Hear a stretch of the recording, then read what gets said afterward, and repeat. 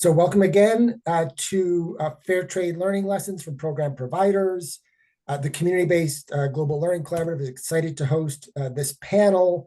I did just drop into the chat our website and a document to help folks who are new to the collaborative orient themselves to our work. This webinar is part of a series of events, and I dropped the link there. We're joined by a lot of great folks, including Sam Brandauer, one of our co-directors of the collaborative, Sharon Welch, a member of our advisory council, advocacy council, Annika Venezia, who's our undergraduate research assistant, other folks who participate in our action teams.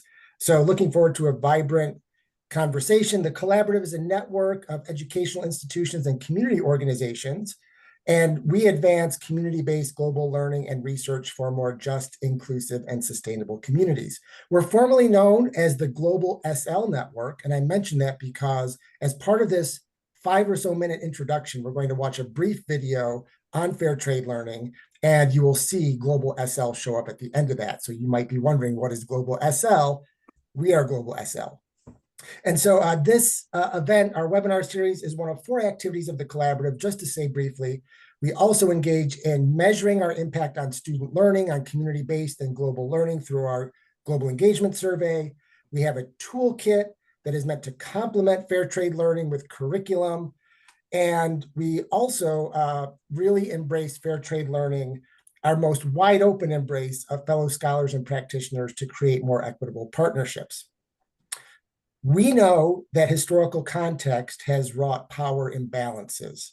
We want to counteract and not feed into those imbalances through our programming. We've integrated fair trade learning into a pledge, a common commitment that binds us together in this work. And I am going to drop some other links into the chat here in a moment. And before that, though, I do want to turn to a very brief video that does a great job of introducing fair trade learning. I'll then introduce the panelists, and we will get to our questions. So.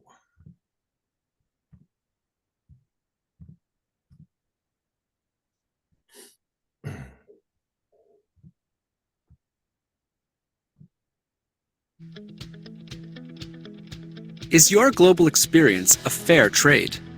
Can students and volunteers contribute meaningfully to host communities? That's the promise of fair trade learning. Good global partnerships can advance social and economic development while supporting the learning goals of students and volunteers. Criticism of international volunteering is not new. The ideas behind fair trade learning actually developed because of such important critiques. In Petersfield, Jamaica in the 1990s, the community was interested in partnering with U.S. educational institutions on an approach to community development grounded in community tourism. But visiting students seemed more interested in partying and sightseeing than in true partnership. Eventually, the community stopped hosting visitors.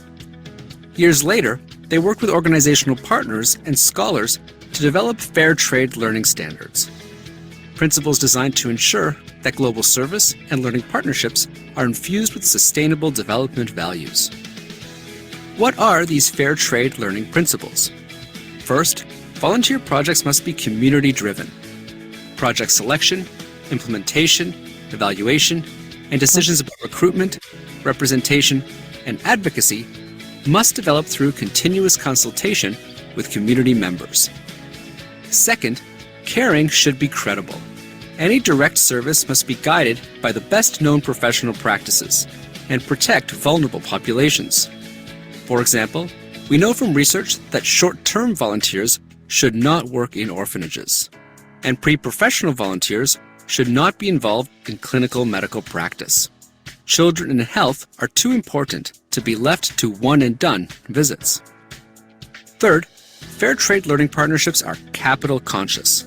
This means that funding relationships are transparent and reinvest in host communities. The UN World Tourism Organization has estimated that only 5% of funds from visiting tourists stay in host communities. When fair trade learning principles are practiced, this number has been above 70%, even including the portion captured by air travel. Surplus funds can be used for scholarships to support volunteers from low-income countries serving and learning in high-income countries, flipping the script on international service. Finally, fair trade learning partnerships intentionally connect participants to civic opportunities to advance global justice, well beyond specific service or volunteering experiences. Many organizations and educational institutions are using fair trade learning to improve partnerships and contribute meaningfully to the real needs of host communities. But until international volunteers and students, the people whose program fees fund most international volunteering organizations, demand fair trade learning, sloppy, one-and-done international experiences will continue to be dominant. Demand better. Visit globalsl.org/FTL to learn more. Hope that was useful. I could not have said it any better myself, and it's actually CBGL collab.org. And I'm going to drop a link into the chat that has that particular video. The collaborative is very interested and dedicated to integrating fair trade learning principles into all of our work, and we have action teams in process to that effect. There is a rubric that is used by many institutions that we promote that supports institutions and organizations in integrating fair trade learning principles and practices into their work. Just to continue to drop into the chat a few other things. And I'm going to just briefly, before I get to the introductions, which I'm going to do in just a moment, want to just mention a few other things about the rubric. In the rubric, it's very important. That video was nice. It talks about general principles, but there's a phrase in this rubric that's important. We need more than an ethos of reciprocity as a guide. We need to learn the on-the-ground strategies that are more likely to produce mutuality. Why have we invited these 4 programs to share with you today? Well, they offer similarities and differences, from the obvious to the places they work, with which institutions, for how long. They engage with these fair trade learning principles in different ways. One organization might have a specialty response to some of the work that's happening. And there are actually diverse views toward fair trade learning among our 4 organizations and 4 panelists. Each has a different history with the collaborative, and each also has long-standing generative relationships that can only emerge with time. All are at the forefront of practicing these principles and even articulating them to the fields that make up the collaborative. So without further ado, excited to introduce our 4 panelists. Dr. Kwesi Ewoodzie, founder and director, Culture Beyond Borders, is a Ghanaian American, a sociologist, and an interculturalist with a passion for building bridges between the African continent and the diaspora. His love for all elements of African culture makes it easy for him to share the continent with all globally minded individuals, groups, or organizations. Carolina Bolaños Palmieri, Child Family Health International, is the director of programs. She leads the development of competency-based, appropriately scoped virtual and place-based programs in collaboration with CFHI's 100+ academic partners and teams across 10 countries. Carolina integrates her expertise in global health education with her background in nutrition. As a registered dietitian, she is a passionate advocate for leveraging food to bridge sustainability, health, and equity, reflected in her work on sustainable food systems and food policy. Bibi Al-Ebrahim, AllPeopleBeHappy, formerly Amizade, Director of Experiences, originally from Pittsburgh, Pennsylvania. Before joining Amizade, Bibi spent over a decade working in Ecuador, first as a Peace Corps volunteer, then with Mana Project International, a community development organization working just outside of Quito. As Director of Experiences, Bibi oversees service learning programs in 21 countries with over 100 education partners. And we're joined by Ben Blevins, co-founder and CFO of Highland Support Project. Ben, I would ask you to introduce yourself, which I know you will do. Ben is a sponsoring organization of the collaborative and has thought very deeply about these issues, as you will soon find out. Collectively, our 4 panelists hold more advanced degrees in the fields of sociology, global health, international public health, community organization, and advocacy. more advanced degrees than there are participants, I should say. So as we go, feel free to drop questions into the chat. We will turn to your questions after 3 or 4 of my own. And with that, I'll turn to you first, Bibi, if that's okay, and then Carolina, and then Kwesi, and then Ben. Bibi, as a way to introduce yourself and your organization, first, the why question. Why does your organization or your programs utilize fair trade learning principles? And if it makes sense, which came first for you and your organization, the practices or the values of fair trade learning? Okay, great. Thanks, Mike. Hi, everybody. Thanks for the introduction. Before I jump into answering that question, I just did want to say that if I can add a little bit onto what you had said about All People Be Happy, because this might be a new organizational name for a lot of people in the room. So as Mike mentioned, my position is Director of Experiences with All People Be Happy, formerly Amizade. I've been with the organization, though, for about 7 years now. And All People Be Happy, we're going through a transition currently. Our name has legally changed.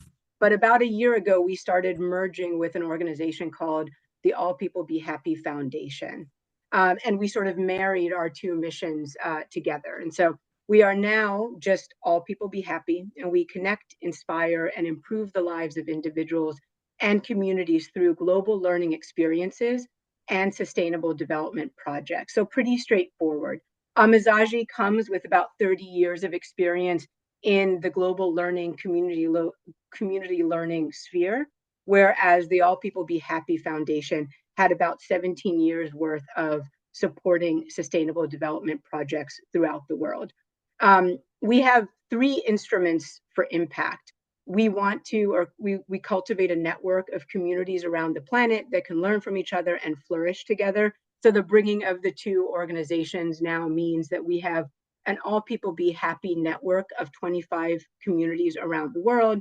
We are focusing on building and continuing the legacy of the All People Be Happy Foundation in the form of building sustainable development projects. So we our commitment is investing in high impact but low cost community driven projects and the leaders and partnerships that make them possible. So really focusing on a niche of projects that oftentimes are ignored, oftentimes don't have access to funding, but can have great impact in communities. And then we're going to continue our work of creating global experiences, right? And what I think is really neat, what we think is really neat as an organization, is that we're marrying the power of global experiences with development projects, right? And we believe that there can be great power there on both the community development side and impact in communities with community partners who are part of this network, but also has the potential for great impact and learning on the global experiences side of this work. So I will add that the video, right, that we just watched taking place or sort of mentions what happened in Jamaica. Well, that is the Petersfield Galloway Benevolent Society, and they are one of our community partners. And they've been one of our community partners since about 2000, 2001, when we were introduced to them after their very bad experiences in the 90s, where people were showing up, where students were showing up, or young people showing up, wanting to engage in the 3 S's, right? So the sun, the sand, and sex, which is not what the Petersfield Galloway Benevolent Society was interested in. And so we engage in fair trade learning, having been one of the creators, actually, as Amizade, of fair trade learning. So we were challenged back then by our site director, who has since passed about 2.5 years ago, Mr. Matthias Brown. And he challenged us organizationally to say, your students come to us, this is about 2011, right? So your students come to us clearly benefiting greatly from these experiences and possibly getting better jobs as a result of it. But what about us? We can't put on our resumes that we hung out with white people for a while and expect to get better jobs. And he was very, very direct and very, very explicit. And so there were other things, I think, happening in the sector at the same time. Lots of money, right?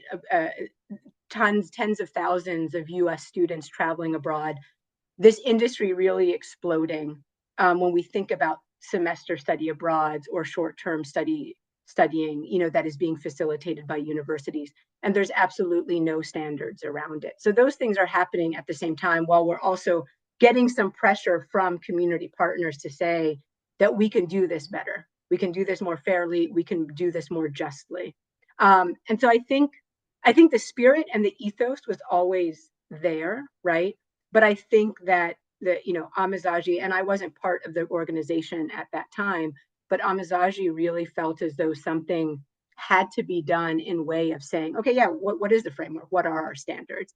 And we're committed to that framework that was developed in 2011, again, across many community partners, across many academics and practitioners, to come up with this set of ideals. And we've been committed to both doing our best in regards to employing it with our community partners, right? And continuing to challenge ourselves to do it better, as well as trying to go out there and preach about fair trade learning to try to get more people sort of committed to the idea. So I'm going to leave it there. I think I don't want to take up too much time. So I will pass it on maybe to Carolina if you wanted to introduce yourself. Yeah, hi, thank you. Wow, it's a great introduction to the webinar, and thank you all for having me here. I'm super excited to just share this space and discuss a little bit about the learnings that we have around fair trade learning, what CFHI has been doing, and where we at right now with this framework. So I'll start by maybe just a brief introduction to Child Family Health International. I'll refer to it going forward as CFHI for those that are not familiar with the organization, but we're a nonprofit focused on providing experiential learning opportunities that are grounded on ethical frameworks and ethical engagement in global health. So we work with pre-health undergraduates in general, graduate and postgraduate students, developing experiences in our 10 countries. So we have global team members in each of those countries. So as I talk through what we're doing today, I really do want to acknowledge that those voices of all of our global team are represented and what CFHI understands as fair trade and what CFHI wants to put forward as fair trade. So your question, Mike, at the beginning is like why, and also what practices versus values. And the why, I think it's quite easy for us to answer, right? So the principles of how fair trade learning and looking at the rubrics for funding align very well with CFHI's missions, right? Of providing this ethical global health education, this ecosystem where students can engage in a meaningful way, safe way, while at the same time we're prioritizing the reciprocity, the respect, the sustainability for both the communities that the students are engaging with, the stakeholders and all that ecosystem, right? Not only the direct teams or the direct preceptors and hospitals, but everybody that is directly or indirectly involved in the program, and also our trainees in that process, right? So this has, of course, helps us understand a little bit better how to not perpetuate colonial legacies, how not to accentuate power imbalances while fostering this long-term relationships that we have with our teams. So by embracing this fair trade learning, we have gained this framework that has helped us have a common, and I say with this air quotes because I can talk a little bit later about the difficulty of reading this common language to explain what we want, what is our really mission, and how this shows up in different levels of our programming. So values versus practices, definitely values came first. So CFHI was founded over 30 years ago with the priority of having community-driven education in global health, right? So our founder, Dr. Evelyn Jones, recognized at early stages that international experiences needed to center right around the community voices and how to avoid those perpetrating power imbalances. So the concept of fair trade learning, when it emerged, it actually provided us like a framework to formalize some of the practices that we were already committed to. And whenever we talk about ethical engagement or just changing the status quo, we could move from values and then translate to practices. And sometimes it's the other way around, practices and values. Like I said, starts CFHI with values, but looking at the practices has helped us do a little bit of background work and put a little bit more attention on the values, and we reinforce some of those principles that we want to see in our programs.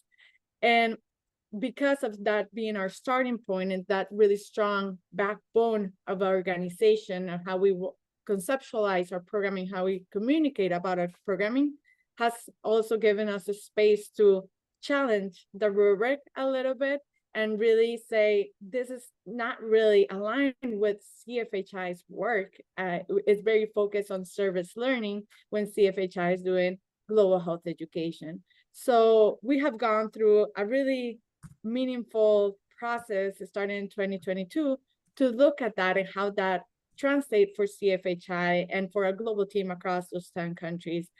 So I'll refer to this process later on in the conversation, I'm sure, but just by identifying the simple term, right? Simple, I don't want to make it sound that simple, but that coming from service learning to global health education, right? It's how does this translate to the health systems, to the communities, and to the different teams that we have around the globe. So as the organization has matured in understanding this fair trade learning, it has helped us really understand better our practice in our ecosystem around the globe. So values first, for sure, but has helped us, again, redefine practices in the process.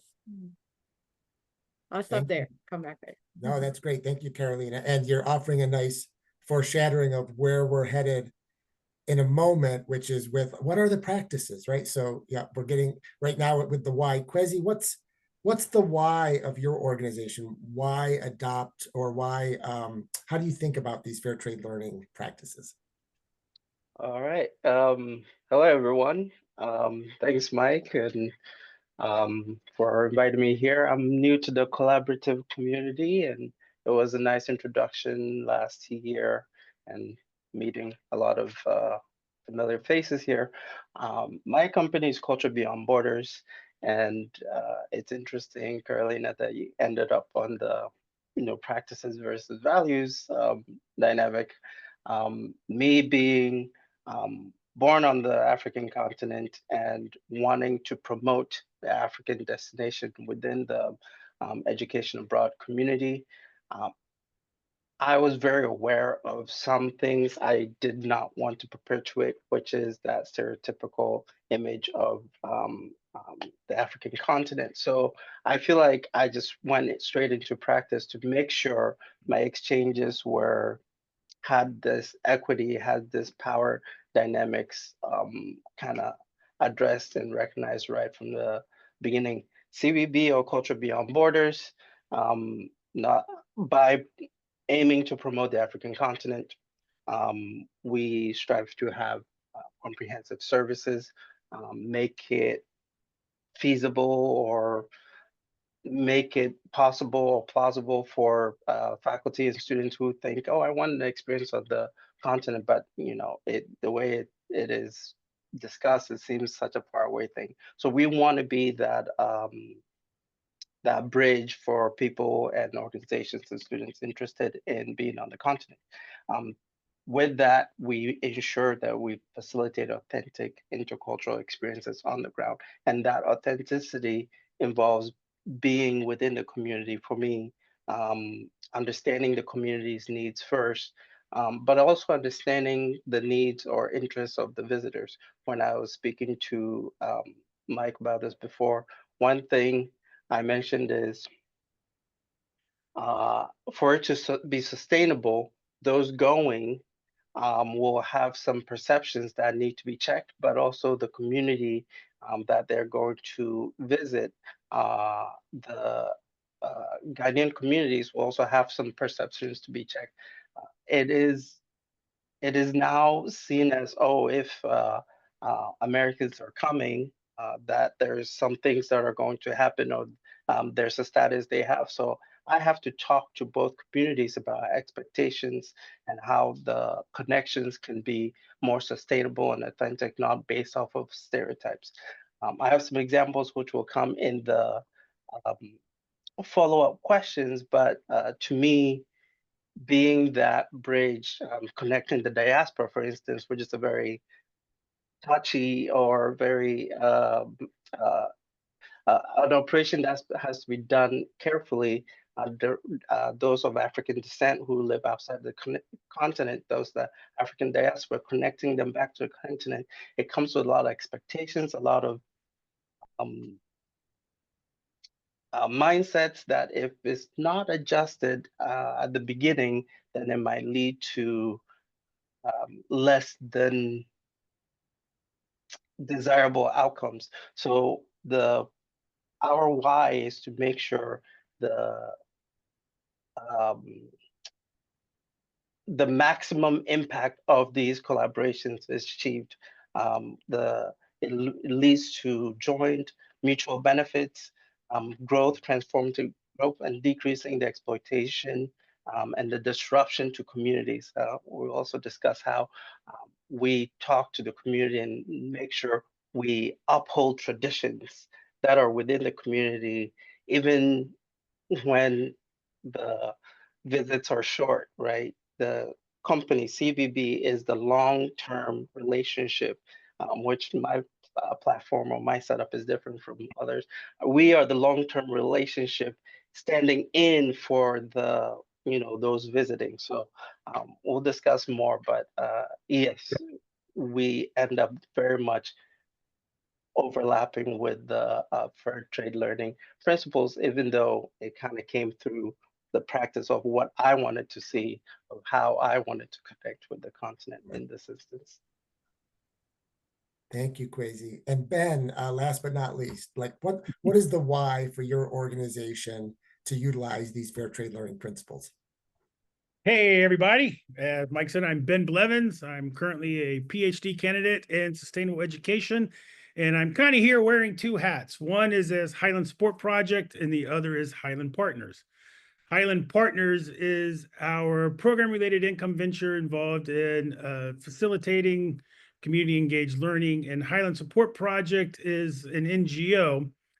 And the Highlands, in this particular case, refers not to a Scotch-Irish dance team, which many people assume when they look at me, but it is referring to a social context in the Americas of indigenous communities that have been marginalized, the Highland regions in places like Bolivia, Ecuador, Guatemala, Arizona.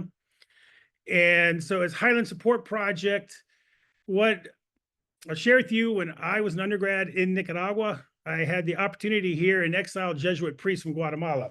And he was saying, hey, it's great that you gringos come down here, get your batteries charged, learn about the context, but you really need to understand that there's plenty of talented people here with the answers, with the energy, and with the capacity. What you guys need to do, if you're committed, is to be engaging in the global north, to be changing the types of policies that emanate from Brussels, New York, Washington. So first of all, as an organization, as a nonprofit, one is supporting local community agents to be the active agents of change, and the other is to be engaged in a transformational process of raising awareness in the global north about many of the issues that perpetuate conditions of marginalization and negative health outcomes. And so I had a friend who was a jazz musician back when I was in college. He was also a dishwasher. And the primary reason why he was a dishwasher, even though he was frequently rated as one of the best bass jazzists in the country, you had to have a pretty sophisticated musical palette to appreciate his music, which means it wasn't very commercially viable. And so he needed to have sufficiently sophisticated consumers in order to populate his gigs. And I feel like as practitioners, located as an intermediary organization between the community and funders, donors, university admins, we have this kind of balancing act between meeting the needs of the community and meeting the funders' needs. And so I kind of very early, 35 years ago, came to an understanding that what we really needed to do was to better educate the funders, to make them more sophisticated consumers in order to make better options, better choices in their purchasing decisions, so to speak. And so that's why Highland Support Project is a sponsor of this collaborative because we have seen that it is a very effective institution within the global north to be, in a sense, creating our customers. So one way of marketing and outreach is to tell you, hey, what we're doing. But if the ears aren't receptive and there's not an appreciation for our particular programming methodologies and strategies, then it's not very effective marketing because it's not appealing to the needs. So Highland Support Project as an organization is focused on working with the collaborative to promote these values, not just for us, but to have that kind of transformative impact on a macro level. Because as a tiny little NGO focused on a very niche space, we very realistically in our praxis understand that we don't have the capacity to affect change to the scale that's required. Second aspect is looking at fair trade. I kind of like the term fair trade because we're looking at education as a commodity. And I would say that we started back like other organizations such as Witness for Peace 35 years ago, to where there were folks engaging in this completely outside of a market construct. But as has been mentioned earlier, around 2010, it became big industry, became a big business, and lots of administrations started creating structures and rules. And previously, like in the 1990s, we were working directly with professors, and our outreach was with professors. They get excited to go, and we'd start doing it. I happen to agree with the need for institutions to become involved because of safety and quality. So for us, we're kind of excited about the fair trade component, and that how we as community service providers can be focused on meeting the needs of the institutions: safety, security, quality of engagements, quality of experience. So sometimes we think both ways, but realize it's a mutual relationship. And as service providers, we also need to be attentive to the needs of administrators and program directors. And I can't wait to talk about more. Nice. Thanks, Ben. And thank you all. And Bibi, as we turn back to you, if there's anything that you'd like to pull forward from other folks' responses. So putting the why before the what is something that I've learned in leadership school. So we talked about a little bit about your whys, the whats or the hows, right? Like, how does your organization utilize these principles? I'm really eager to hear about, specific examples that get at some of these concepts, specific practices that you're using, Bibi, and then we'll go around the horn again. That sounds great. Gosh, I really appreciate hearing from everybody, just the different perspectives is really helpful. I think that the how that we do things, I want to say that, because we work with 25 communities around the world, the fair trade learning, the way that we put it into practice looks differently everywhere, right? I think it's really important to note that the framework as it exists right now is definitely a journey and not a final destination. And it is something that I think it's ongoing and doing it better. And as the world's circumstances change, so does the approach. And I think that I say that out loud because as I help work with various community partners around the world, I find that the way that we implement a lot of the principles looks differently in different places. And so I think that one of the first ways to do it, or the way that I approach it, that I think is sort of a very foundational way, and that is if we recognize that, or if fair trade learning as a framework recognizes that there are power dynamics and power imbalances in these relationships, then first and foremost, we probably need to address the issue that people should be compensated fairly for the work that they do, right? And the people who can best tell you what a fair compensation is are the people who live there and run the programs and understand the local economy and understand how things cost, right? So on sort of a very basic sort of foundational approach or level, I find that is the first thing that I want to discuss and want to talk about and start these conversations around a topic like money that I find can be really challenging and uncomfortable for a lot of people. So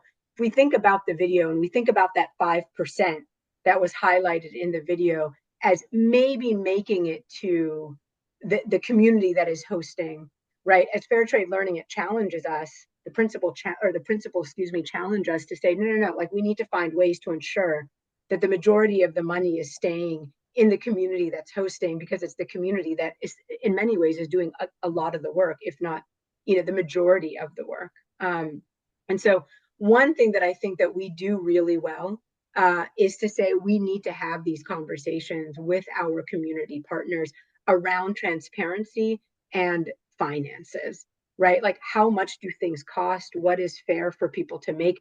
And those shift constantly. So I find that I'm having those conversations multiple times a year, sharing budgets, not with just education partners, but absolutely with our community partners, right? And so while I think that this is kind of I think going back to the values versus practice, Ben, you just mentioned in 2010, where this is coming up as a conversation that people want to start having. I think a lot of it is maybe budgets were being shared with university, or budgets were clearly being shared with universities, but not necessarily with students. And I think since then, over the last 14 or 15 years, this real push towards saying that community partners should be creating the budgets, right? And universities should be sharing those budgets with their students. And is there a negotiation? Is there a dance? Absolutely, right? But I think in 2010 and previously, you have a lot of for-profit companies in this sector who have crazy high administration costs, right? Although they are not the ones doing the work on the ground. And so I think that's one thing. So like the idea of how do we do this? It's just having those conversations.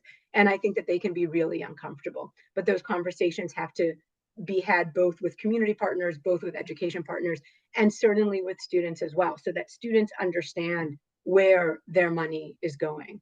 What else did I have here? I think the professional development principle, I think, is really an important one. So I'll speak to two, or maybe, well, yeah. So I think the professional development opportunities, I think that we find that a lot of students have these experiences, decide to go on these types of experiences, so they are able to potentially put their academic learnings into practice, or that they're exposed to the world. These are things that students talk about pretty constantly, about adding it to their resume, figuring out how to talk about these experiences during interviews or as they seek jobs and internships. And so I think for us, we need to be committed to, especially to providing the opportunity to young folks in host communities to have similar experiences.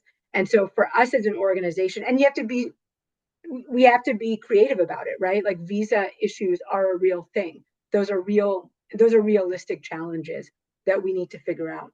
And so, the how we've done it is we've encouraged a lot of our education partners to think creatively about how it could be a mutually beneficial relationship beyond just the moment of the program.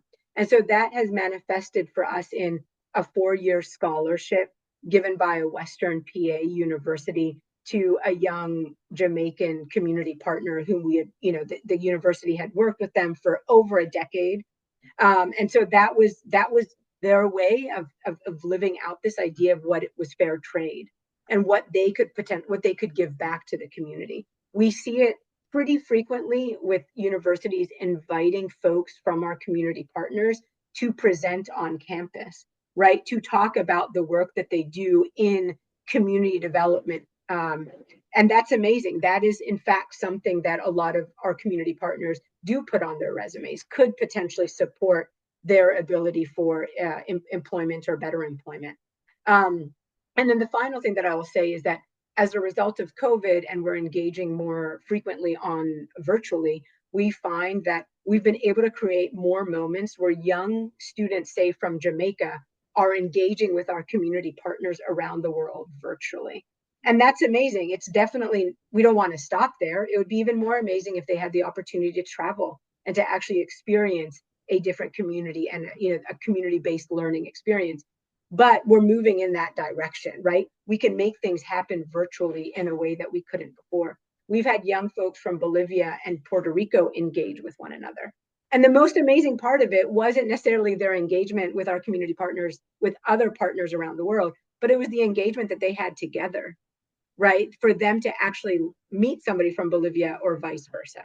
And so that's cool, right? I'm going to leave it there. I don't want to talk too much, but the professional development piece of it, I find, is something that we should all try to commit to when we think about the framework. Thank you for Thanks, that. Mike. Bibi. Yeah, that's great. And I mean, just running through my filters as we turn to you, Carolina, I think about how I benefited. You mentioned students, like I benefited from being in these partnerships. So it raises that question about how we as staff or faculty or how we benefit and how are we also creating space for our partners to benefit. Carolina, what are 1, 2, 3 specific ways that CFHI practices these values?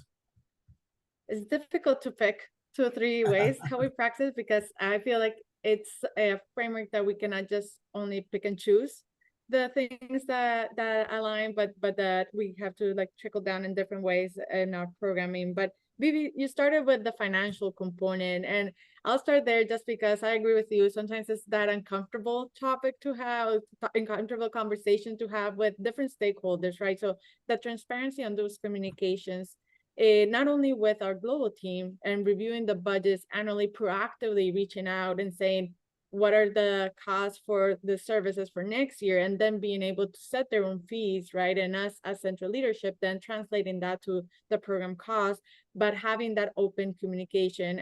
As you mentioned, this is something that sometimes we have to come back several times during the year, and acknowledging the challenges that represents for the organization, as budgets sometimes are not as flexible and elastic as we would like.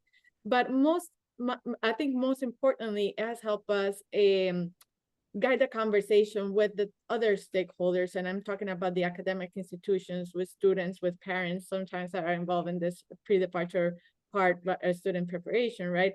With the universities, like I said at the beginning, we partner with over 100 institutions, and some are very familiar with the virtual learning framework. Others might be new, but and I'm sure many of the providers have received this question, like, why do I have to pay for going abroad? Why is it so expensive? And trying to understand a little bit that cost of the education experience that they're getting abroad, right? So coming back to what CFHI does, the values, and how the programs are set up, using the virtual learning language and virtual learning just a concept has helped us guide those conversations. As an organization, we're committed that most of the fees from the programs go directly to the host, compensating preceptors fairly for their time, compensating the global team, homestay families, or everybody that is involved, besides all the different services. And understanding that this looks different from one setting from another. There's some of our sites that, for example, the preceptor cannot receive directly the funds from CFHI because they might be public employees, or there might be guidelines within the hospital. But then we work with that hospital to understand how can we compensate fairly for the time taken to train our students, to open their practice to them, right? And a good example is one of the hospitals in Durban that they use these funds specifically for professional development. So the funds that CFHI provides per student sign up in that program goes to professional development that is used as the hospital feels its priorities and how they feel is best. But making sure that is not something that can be just, we need to discuss it. We need to understand what are their needs and how we balance those out. Another way that it comes really to life virtual learning in our programs is around the theory of change, right? So we ensure how we set up the programs and how we communicate with the students in pre-departure phases, that there's no implication, nobody is implying that the community, the health outcomes of the community are dependent on the students in any way. Students are actually not allowed to perform any diagnosis or treatment patients. They're not allowed to handle any sharps. And instead, our theory of change is more around the competencies that the students are developing by being immersed, the privilege of being immersed in a different healthcare system, learning about how health is delivered at different settings, how the disease is shaped, how determinants of health work. And this is in all the different levels of trainees that we work with, from undergrads to residents. They're all coming with that theory of change, with that understanding of the objective of the program. And that has also informed the research that we have done at CFHI, understanding the benefits from the host communities of having our trainees there. It's some around like language proficiency, the financial component as well, just the prestige of having students maybe in the institution, the opportunity to develop other projects. So understanding the impact that we want to have, and that is ethical for us to consider to have as a program structure. Not strategic planning every 5 years, and the fair trade learning is something that we bring to that strategic planning as organization to see the bigger picture as where we're going, goals and leadership, but also smaller things like conference participation. Who are we inviting to those conferences to represent CFA? Oh, we lost Caro. I imagine she'll be back very soon. And while I'm stalling to see if she'll pop right back in, Kwesi, I think we're gonna. I'm sorry. Oh, you're back? Am I back 100% or? I hear you. I'm so Yeah. sorry. Yes, you're back. Awesome. I'm so sorry. No, no. I just to finalize that point around the strategic planning, right? Around conferences, participation for our global team members, scholarships, and we're trying to involve more host students from the host communities that we work with in some of CFHI programming. And one way that we have done that, Bibi, also is around virtual programming. We have an internship starting just now in March, where there's 20+ countries represented in that virtual internship. It's opening that space.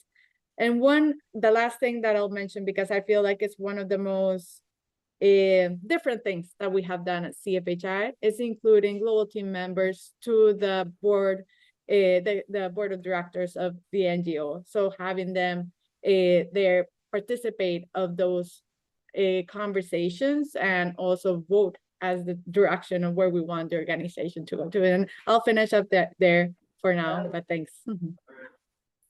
Yeah, that's powerful closing too. What there's that saying, if we're not at the table, we'll be on the menu. So you're including folks at the table to help make some of those decisions. Kwesi, do you few specific examples maybe that you'd like to, I know it's hard to choose because you all do so much, but are there a few you'd like to punctuate right now? Yeah, for what my team and I've been doing, definitely focusing on that relationship building. And these days I kind of present to those who want to go through my program that CBB has adopted a community near one of the main cities in Ghana, Kumasi. And this is a technical school. It's a boarding school. Used to have about 100 students, and now it's over 600 students. So with that growth and with we've kind of grown with them, understanding that community's needs. So when I see the fair trade learning principles, partnership of our community, are we in communication? Do we throughout the year? Yes, one of my team members actually who kind of helps with my operations when we have programs in Ghana works at the school. So we are constantly hearing what their needs are and what they're what they're excited about. They're excited they have these new students. They got a donation of like 10 sewing machines because the technical school, they have catering, fashion department, construction, computer. So they're excited they got these sewing machines, but they couldn't install them because they didn't have a secure building to install them in. So when they communicate that to CBB and we have an institution that's going to be visiting the site, what we do is pivot and make sure, hey, can we help them put burglar proof those iron rods in the windows and such, right? So now it's that they are informing us of their needs, and since it's a technical school, the construction department is now teaching our visiting students how these things are done. So it is an authentic exchange, right? And those students are again working side by side. Another example of uh, uh, is a host community program leadership, having a say partnership over the program is uh, was very close to one of these institutions or groups visiting our community, and we had whatever we had planned, but then they messaged us like, we just had a very serious storm. Again, being a boarding school, their kitchen building just got kind of wiped away or eroded away with the rainstorm. So I just able to reach out to the school and say, hey, this is what I just heard. Are you willing to pivot to address this need? And again, that was done in a way where um, it felt like these are people coming together rather than one side is getting served or receiving an experience in a way where the other one doesn't really benefit. So those are the ways, CBB being the connector, because even how Ghanaians communicate and the process it would take to communicate and what the institutions need to approve a program, however many months ahead, um, if the company or my team is not there to be that connector, a lot of um, these communities and the how we're saying kind of the funder and the community in need will not be connected, and so we like to think we are pushing it along or making that more possible. And one point about the vulnerable community as well, which is a principle here in the fair trade learning. um, Another school coming to the technical school wanted to do something that has a ripple effect outside of the grounds of the school, and I said, okay, we can definitely do that as well. And program redesign is like, uh, given that there's a fashion department, why don't the fashion department teach the incoming students how about sewing and designing and how you cut and design and put all these things together? But the project they're going to work on is uh, sewing school uniforms for the elementary school, primary school in the neighborhood. Another one is if there's a catering department, we usually do like food lessons and all that. If the students coming to the technical school want to learn about um, food and cooking and cultural meals, why don't we prepare meals, then we can then package and distribute to communities of needs in the larger community. When they did that, and there we have about 20 students, but we're able to make 50 packs to 100 packs of food. We're able to make 50 uniforms top and down. But I made sure it's not that these visiting students, these um, strangers into the community are not the ones going to the schools or the primary schools or elementary schools to either deliver these uniforms or the food. That is how it ends up being disruptive. So I first, one for the uniforms, um, invited the PTA from the parents of these um, uh, children in the elementary schools to come to the campus, to come to the technical school, and kind of just have a talk with the leadership of the visiting school and have kind of a ceremonial handoff, because those are going to be seen as the elders or significant members of the community when they actually give out those food or distribute those uniforms.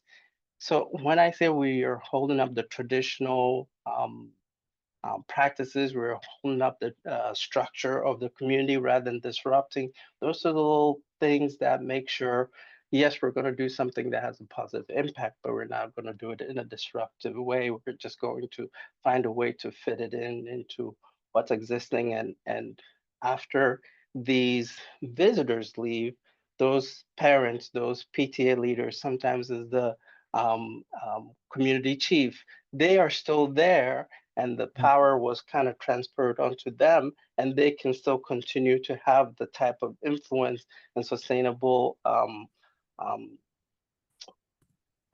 direction of the community that is needed, with or without those visiting strangers. And then for CBB to be the constant face. So again, when something else comes up, another storms come through, they know how to communicate and reach out to CBB, and we know how to kind of close the loop and close the gap in getting both the transformative experience for those visiting and those within the community. So I'll leave those examples there.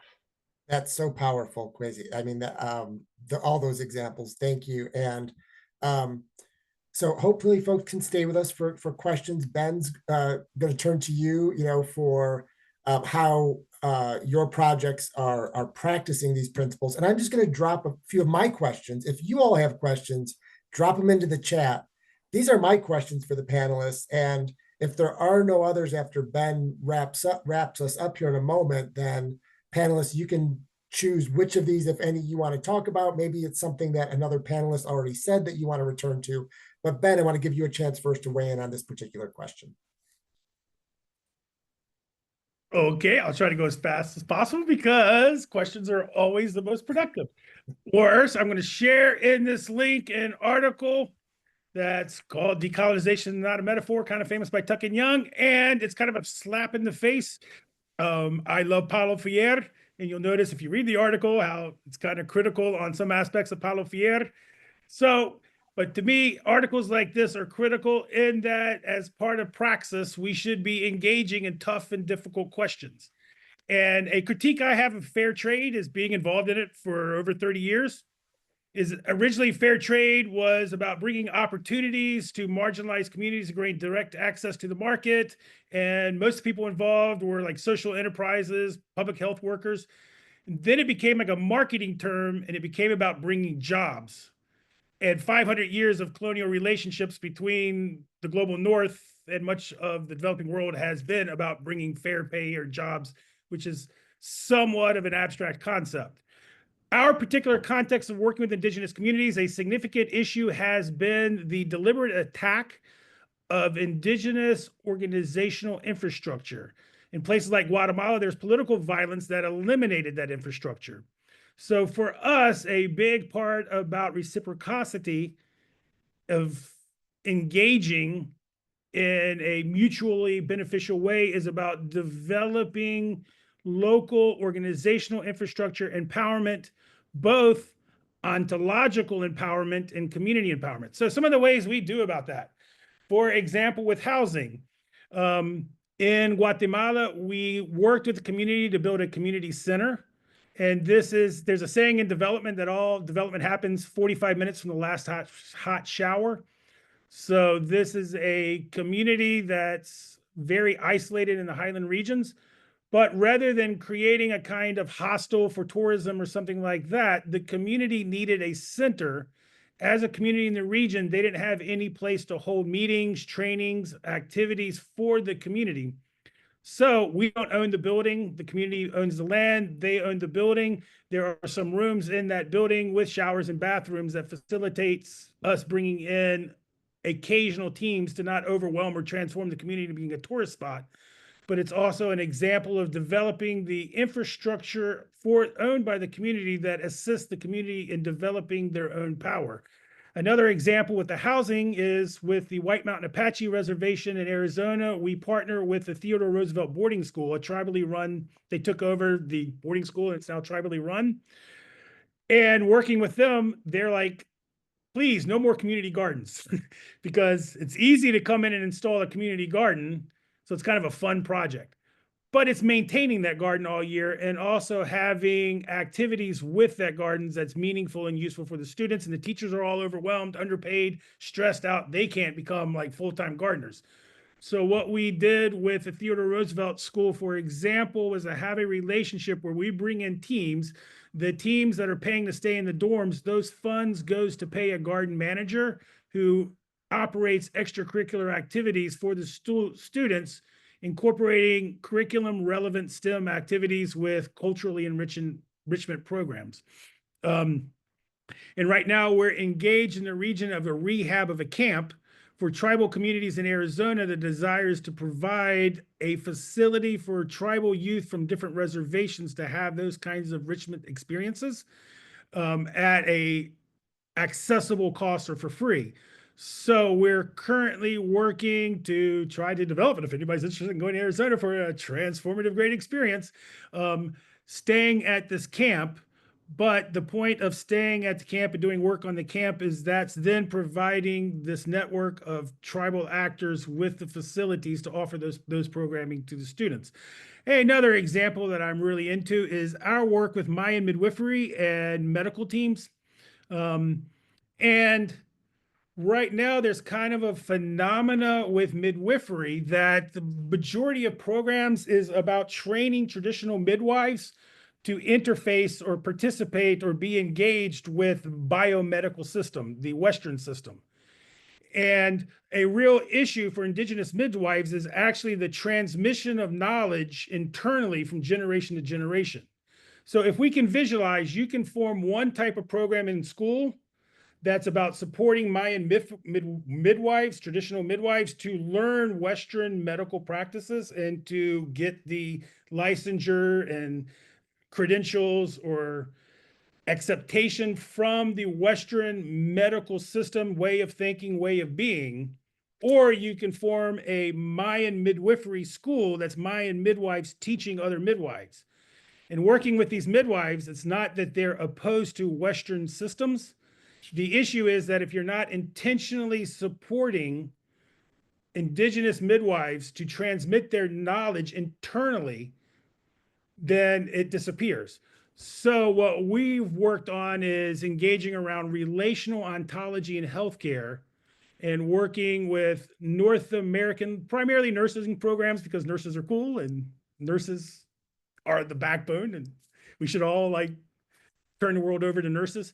But the nurses have been, as a profession, I would say, the most interested in the kind of relational ontology. And I'll give you just one concluding tidbit about something amazing that happened is we had some folks from California down and they were speaking about how they've got all this public funding for outreach with the migrant community, Mexican, Guatemalan, but none of the community will ever use the services.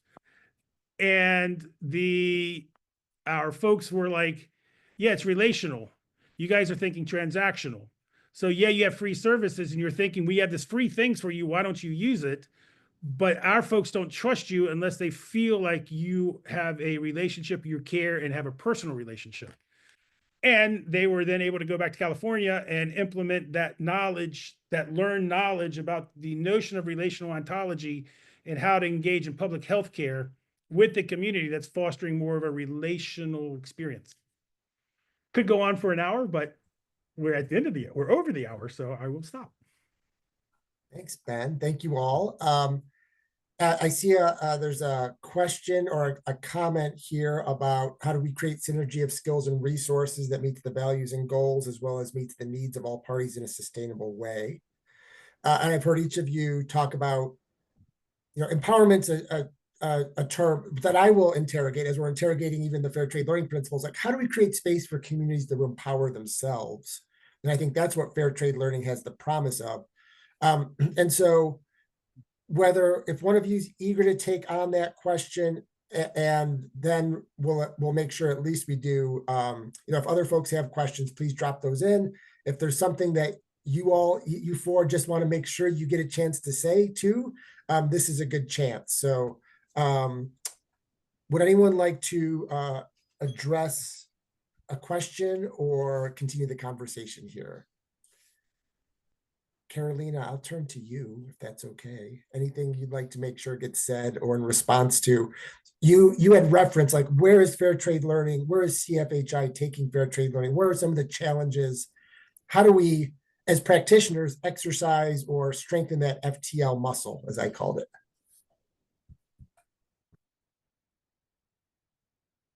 Yeah, thanks for that. And just very quickly to refer to the comment in the chat, how do we create the synergy, skills, and resources? It's not easy. There's not like a recipe that I could say where we're going. I think I'll refer to my comment before about like looking at who's on the table having these discussions. So at CFHI and turning to where we are right now, we're prioritizing that. The organization, since the Fair Trade Learning Rubrics was published, of course, we have been making efforts to connect the dots with our work, with our current status, what we were doing at that moment. But since we started this revision process now 3 years ago, it was more questioning, is this message really trickling across, not down, but across all the different stakeholders in the organization? Does everybody know what fair trade learning is, or what we're trying to do, why we're using it as a common language? Because the only way that we can call it common language is if we really sit down and look like each of these domains, each of those items, and see what it means for our team in Philippines versus what it means for our team in India. And that's where the really rich conversations come about. And Dr. Kwesi also mentioned this, like the definition of vulnerable populations, that is so different from one to another, how that comes together, and understanding the nuances of the ideal state is very difficult. We have encountered a lot of issues on even understanding what is that ideal state that we want for CFHI in our future. So definitely creating that space, that ecosystem where we have different voices represented and different voices engaged, not only in the action part, because before everybody was involved in the action. We had principles, we had guidelines about students' practice, we have all that. So in the practices, everybody has been always involved. But how is everybody involved in the conversation around where we want to go next, or how this is framing as a community that we are at CFHI, right? And so really taking the time to review each of these items, what it means for your organization. Nomenclature is very, very different. So just having space, time to have those conversations, center the voice around people that are the ones in the front end of the programming, right? The ones that are receiving students, the ones that are working on daily in their own communities there, right? So center that voice there. And also looking at the question you ask around how does this translate, that we're providers, how does this translate to our other stakeholders, the universities? I think there's a really interesting conversation for us to have there, right? That we need to adapt the rubric, because it's not as it is right now that we can just come in and say, this is for the other connector of this relationship. But I do feel that if we can really streamline that conversation from universities and all the ecosystem of the universities from a provider perspective, and all the people that engage, all the stakeholders to engage with the provider, and also the one hosting the students, is where we can truly talk about a fair trade space, right? Nice, thank you. A couple of other questions have come in from Emily about this term capacity building, from Patrick about structural changes, what sort of advocacy. So we'll go to Ben, and then Ben, you can throw it to Bibi or Kwesi. I'm sure they're itching to also weigh in on some of these questions too. Well, I think there are several things. One is, I think small is beautiful and specific. I know in our work, for example, in Guatemala, there's a significant difference between Mam communities, Quiche communities, Cachiquel communities. As an outsider, you might say Guatemala. But geographically, you've got 10,000 feet elevation, which is a completely different world than living at 5,000 feet elevation. So I think small is beautiful. So one thing about facilitating the kind of relationships, we have to realize that it's place-based, and what's relevant in one place might be completely irrelevant in another.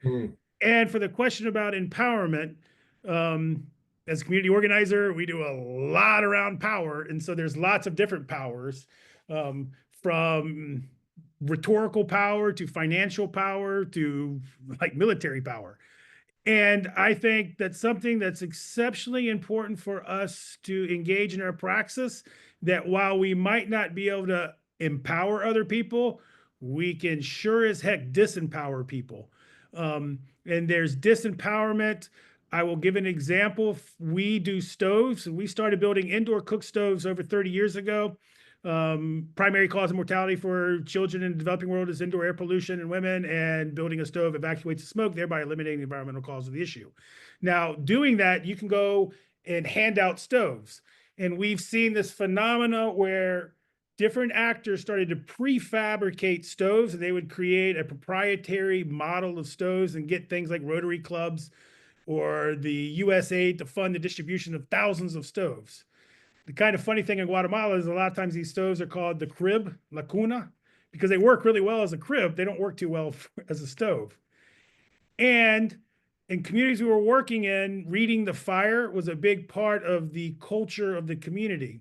So they were not interested necessarily in the health benefits of an improved stove, because that interrupted important cultural practices when it comes to a relationship with fire. So then you are talking about a community engaged process of working with the community to design a culturally appropriate stove. But more importantly, with the prefabricated stoves, you're eliminating local agency in the production of the stoves, the distribution of the stoves. And by giving away stoves, you're perpetuating a kind of psychological orientation to look to outsiders to be the providers of the solution. Thereby, if we think about stress processing theory, instead of developing positive coping skills of identifying a problem and then working together to develop the capacity to develop the ability within a community to solve that problem, it's reinforcing a process of looking to externals, transferring agency to external actors to solve problems. Now, like drops in a bucket, if all programming from government, church, NGO is all based on a distributive model of meeting people's needs through something that is economically efficient and beneficial for the service provider, then we are very much participating in a process of perpetuating the disempowerment. So I agree that I don't know how much we can actually empower people besides trying to fuel aspects like working with the community to have a community center so they can have meetings. But I have witnessed, and I am very convinced that we can play a very significant role in disempowering people from an ontological level, from an economic level, and from a epistemological. Yeah, thank you, Ben. Bibi and Kwesi, what do you want to make sure gets said? We've got 10 or 15 minutes left. Maybe folks have another question they want to drop into the chat, but we have some really strong questions in there right now. My shorter one, and then Bibi can wrap up, is really kind of focusing on that relationship. I think a member of that community, I suppose, as Carolina was saying, needs to be at the table. And for institutions, for universities, for those faculty-led programs, again, my models are more of that, they're doing it 10 days on the ground. They don't have enough time to authentically formulate that relationship. They could do a site visit beforehand, but one visit is not enough to know who the players are, what the needs are. So I suppose kind of making a case for myself is that somebody to be that relationship and to stand in place of what you lack. And institutions should realize, even if a faculty member or somebody is from that community working, they still have a set of responsibilities for that institution, and they can't fully do both. So it is important to bring an outsider in who can facilitate that, and it creates more sustainability, because if that faculty leaves, if that faculty gets a new, class or whatever, would all of that relationship leave with that faculty member, or is there an external partner that could be take on another group? So I think that with the relationship comes understanding of needs. I think the institution has needs. They do have some check marks. They do have safety and protocols. So we can't disregard all of that. And then also the community's needs. And we have to find a way to merge them. I suppose, yeah, a relationship and understanding needs, it just has to do with trust. It has to do with supporting existing structures rather than disrupting them, all those things, for both those traveling and those other communities. So I guess I'll just keep it at the relationship. Yeah, yeah. And this question about advocacy and structures, and Bibi, I don't know if you wanted to address that or if there's other things you want to make sure get said. Kwesi, in part, what I'm hearing is having someone who's advocating with the community to these institutions that wield a lot of power is so important. And what does that mean for this work being place-based and yet hoping to shift structures, and like what does that look like, or is that possible? Sorry, Bibi, if I took you away from what you really wanted to talk about, but those are questions going through my head. Yeah, no, that's great. I was just going to add, actually, and I think Kwesi was sort of on sort of this track, and I think I was also thinking about relationships. It's, I think changing structures or better understanding how we empower each other, right? Or how we take power away from each other or disempower people. I mean, I think I keep thinking about just the relationships and the commitment that we make to one another, right? And I think that, and the commitment that we make to communities. And I think Patrick asked a question about what are some of the structures that might need to change, right? Or how we might approach rethinking some of our structures. And I don't know the real answer to that, except I think if we don't make a commitment to building relationships and building trust, then those structures that we might find to be impediments to doing fair trade learning well and like really centering fairness and ethical engagement, then I think we're going to definitely miss the mark, right? And so I think from a structural university standpoint, and I've seen this done really well and I've seen this done really badly, and that is when universities say, we are committed to engaging with this community over the long run, because it's only then when you do it for the long run can you say, and now we're going to engage all of the other fair trade learning principles. Like if there's not a commitment of time, right, to one another, it's so hard for me to imagine that you can ever build any sort of relationship based on trust and based on really trying to get deep and dirty with the fair trade learning, with the other principles in fair trade learning.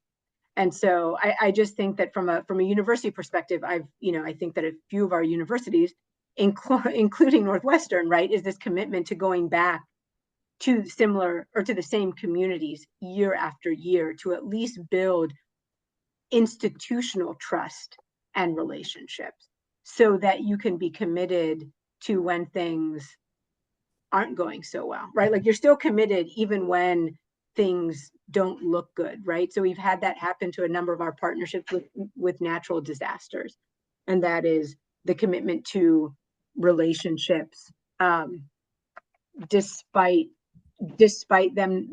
community partners not being able to take students, right? So just that, I mean, and I think Kwesi was getting at that, is that just like we need to center relationships first and foremost, and then we see where it takes us. Yeah, thank you. I was private messaging, I'll be transparent with you all, the panelists about like, do you want to do one more minute go around? And they're so attuned to like relationships and dynamics. It's like, well, do you want to open it up to the participants? Like, do any folks who on the call want to jump in, offer a comment? If you can get in and park the car quickly, like a 1 minute comment or question, we'll take a couple of those before we turn to some closing from the panelists. So again, any comments from the participants right now, folks who want to speak anything out loud? I actually just dropped a question in the chat box. Awesome. Go ahead. Do you want to add Sure. any comments to that? Yeah. Thank you all for your time and the work that you're doing. I'm extremely encouraged by it. And I wanted to know if any of you could speak to community engaged publishing or research, or publishing around your research with community partners. And what practices did you put in place for that?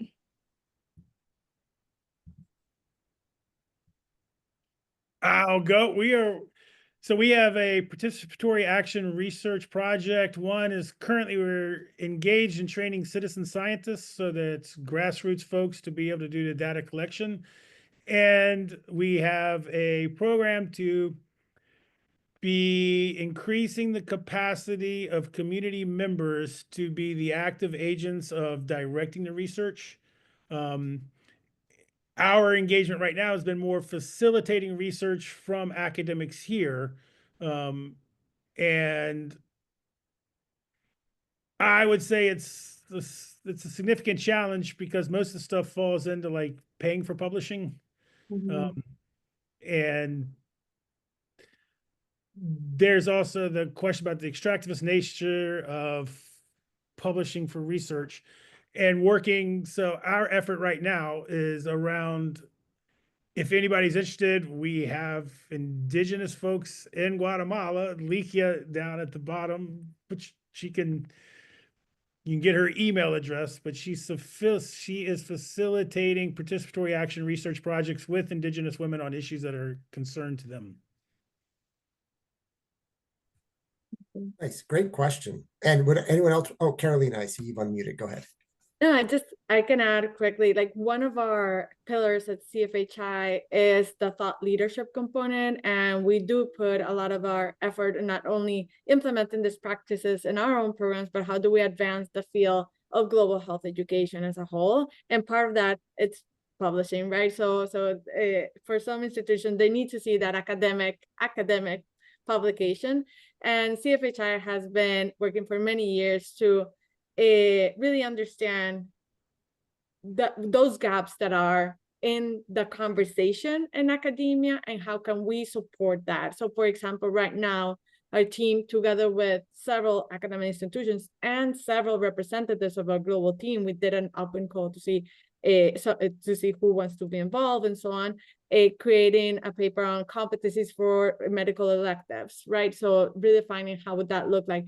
And the main point is, like, sometimes, yes, there's barriers around publication, budget, and so on. But once you have a paper that you have the resources and have started, adding more minds, more voices to that is not an added resource. It's just a decision that an organization needs to make if who you want to be, again, represented there. So at CFHI is something that we've been prioritizing, and thank you, Robin. Robin Young is the executive director for CFHI. Just put in the chat the link to all of our publications. So feel free to browse that a little bit. But I feel like a lot of the time, the harder part is the decision and prioritizing that part of the research agenda. Thank you, Carolina. And Suzanne, to your question, there is a webinar in the works for mid-April that will bring community partners into a Zoom conversation. So we don't have an exact date or time for that yet, but be on the lookout in our newsletter for that. Kwesi, would you like to offer a closing remark, anything you want to make sure gets said, and then we'll turn to Bibi to close us out here. I'll say something that was mentioned, I think by Ben. We need to prepare the institutions going out as much as we need to prepare the institution receiving. And for me, there's that intercultural competency training and skills development conversation where we even have to offer to the faculty or to the students going on, what's the mindset you're going to take with you to make the most of this experience, as well as have that same conversation of, hey, with those coming to your community, what's the mindset that you can have to make the most of these connections? But yeah, a lot of things have been already said, and Bibi, you can feel free to take it home. And then actually, we'll have Carolina and Ben weigh in if they want to. Sorry, Bibi, go ahead. Okay, no problem. No, I just wanted to say, I think that these conversations are really important to have. I think that, I think about the work that I do and the communities that I engage with, and, talking about fair trade learning, it can seem really academic. It can almost seem like a barrier. And so I think finding ways to talk about the principles beyond academia is obviously very important. And I think we need to think creatively about how we engage across communities so that they make sense with the folks that we're working with. So I think these conversations are really helpful. I think the comment trying to do something in April can add some more depth to the conversation. And because this is more of a journey of finding ways to bring life to these principles, I think I guess the first thing that we have to do and we have to maintain is just having these conversations to figure out like what these things look like and how do they look depending on the community with which we're trying to engage and who we're working with. But I really appreciate the invite, Mike, to be here and to talk about these things, and really enjoy hearing from Carolina, Ben, and Kwesi, the work that you're doing, and just, deepening my own understanding of these principles and the creativity and inspiration to find new ways to bring life to them. So thank you, everybody. Yeah, thank you, Bibi. Carolina, anything you'd like to make sure gets said? Just like final comment, I just highlighting the responsibility that we have as providers to really push forward this dialogue, practice, values, and everything in between that needs to happen to have a truly an ecosystem of fair trade. So not only in our own programs, but the role that we play as a bridge between institutions, academic language, and then our people on the ground doing the work, the global team, right? So we do have that responsibility that we need to take very, very seriously around this conversation. Yes, thank you. And Ben, if you'd like to give the final word here. I just like to say, if anybody's into Deleuze, the whole notion of organic networks, and I think we might be entering a time in our national history where it is exceptionally important that beautiful people, that we start to be making these communications, nurturing each other, and nurturing the seeds of transformation as we move through these days. So I'm blessed and so appreciative. Amen. To be a network with great people. Thank you. Yeah, this has been uplifting. I hope folks are walking away with renewed energy. Coming together like this is one antidote for hopelessness. And so thank you all for sharing your wisdom. And I'll hang out here for a few minutes, but please join me in thanking our panelists. Thanks, y'all. Have a good afternoon. Thanks, everyone. Take care. Thank you.